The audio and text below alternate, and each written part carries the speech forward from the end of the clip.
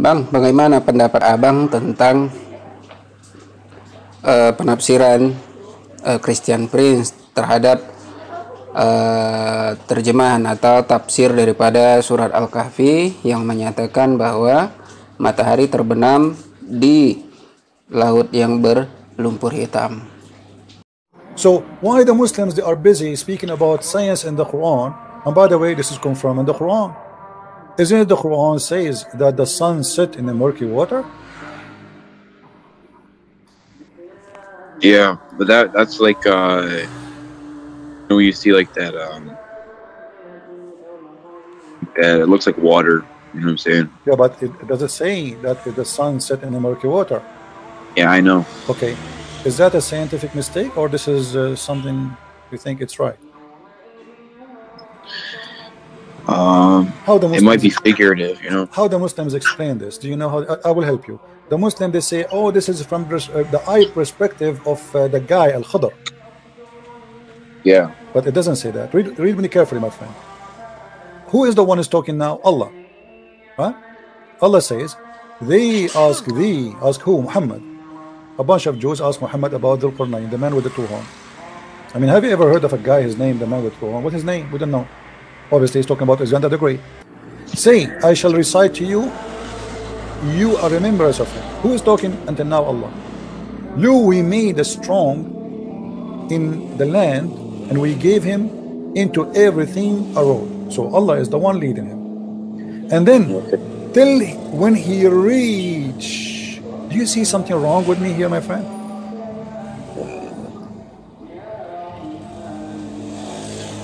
Who's talking? Okay. Allah is talking. He reached where? He reached the sitting place of the sun. Does it say that? Yeah. Okay. How you can reach that? Setting place of the sun.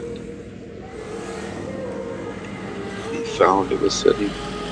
No, before you continue, he found it sitting in murky water. But before we go, we are trying just to analyze, you know, to understand. When you say reach the sitting place of the sun, it means it's a place, correct? Yeah. Okay, so now it's confirmed that the one is talking, speaking about what happened to this guy. It's not the guy says, I thought I reached. Allah is talking. He until what? Until he reached a point. What is that? Where the sun set. So when they try to fabricate the interpretation, they say, oh, this is from the eye perspective. It is not Allah. It's not Allah saying that. The verse is so clear. It says, until he reached the sitting place of the sun. It's a location. So the guy, he was following a road, guided by Allah, until he reached the sitting place. This is a place he reached. And then he found it. Not he thought, not he saw it. He found it. When you say he found it, I'm reporting a fact. Is that correct? Yeah. Okay. So now he found it sitting in the muddy water. Is that accurate? Do you believe no, the sun does not do that. Okay, so how you think this is from God? I mean,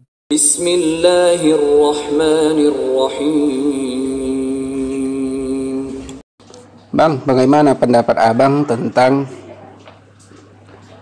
penafsiran Christian Prince terhadap terjemahan atau tafsir daripada surat Al-Kahfi yang menyatakan bahwa matahari terbenam di laut yang berlumpur hitam?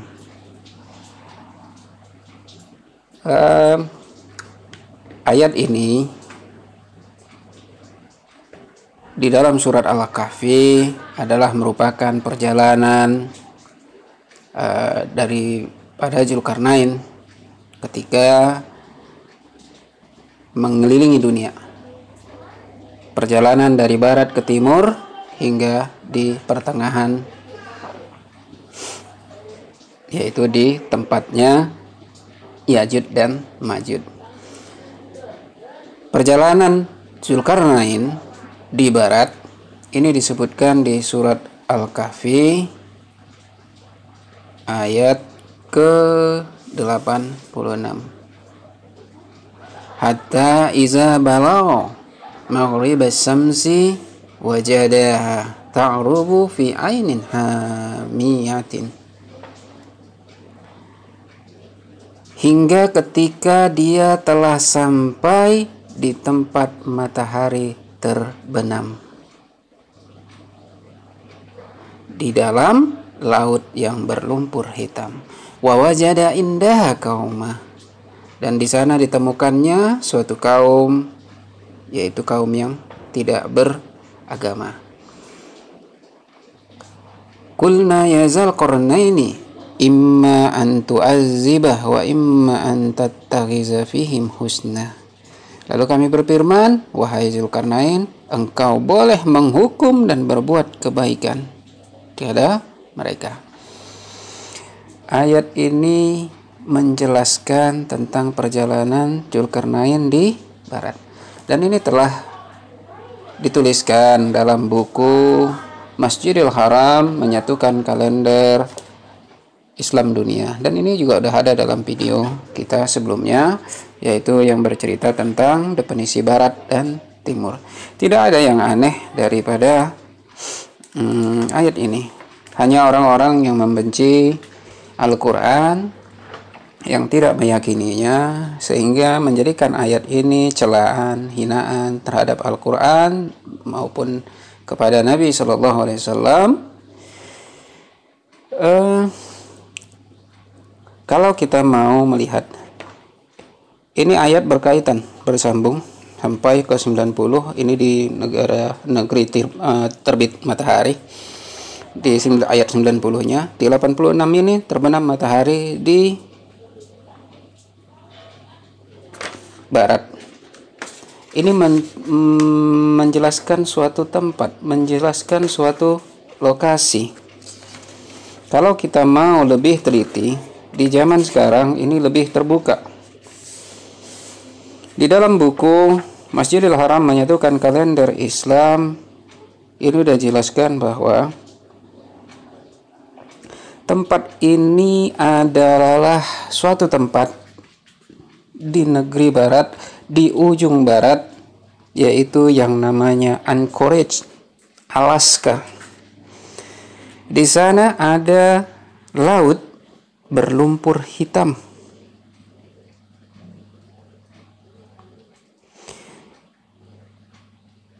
Dalam bahasa Inggrisnya disebut juga mudflat, lumpur yang datar.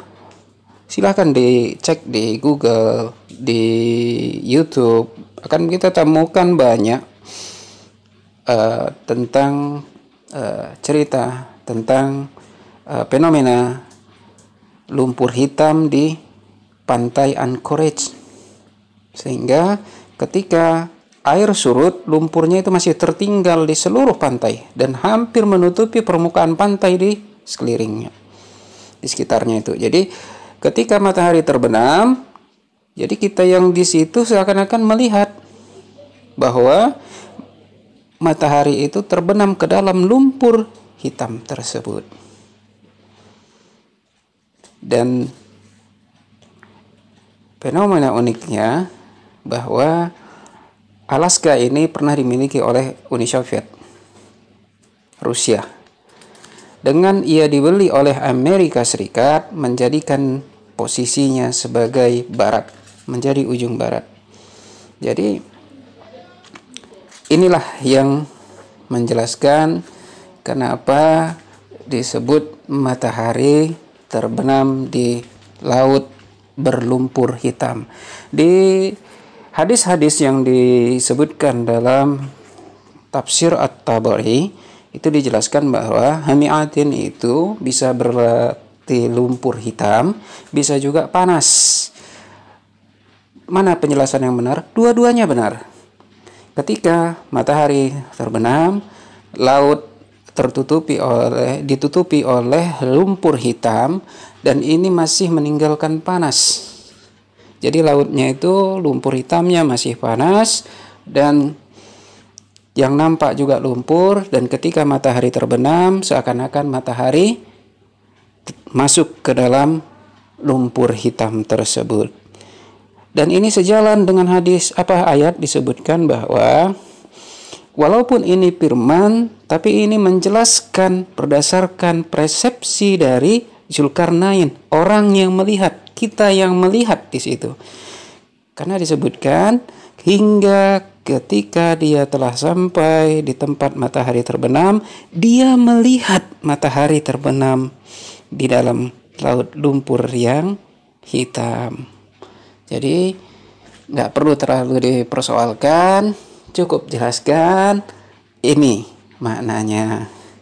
Dan ini merupakan salah satu bukti dari buku bahwa Islam sudah memiliki garis batas tanggal jauh sebelum kesepakatan menjadikan Greenwich sebagai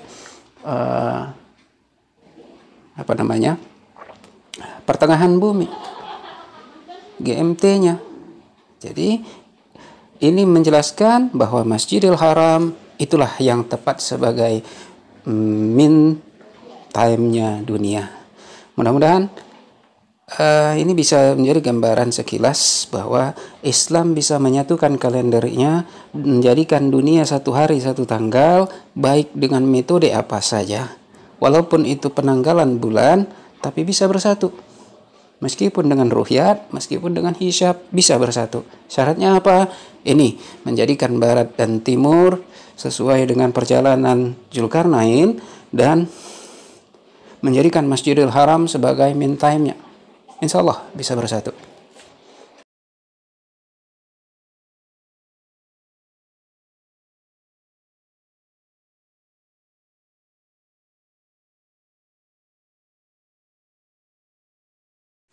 Terima kasih. Untuk download buku bisa langsung melalui website Hikmah 313, dan untuk saran, kritik maupun pertanyaan dapat melalui kolom komentar. Dan untuk dapat mengikuti video-video selanjutnya, silakan untuk subscribe dan hidupkan notifikasi loncengnya. Billahi taufiq wal hidayah. Assalamualaikum warahmatullahi wabarakatuh.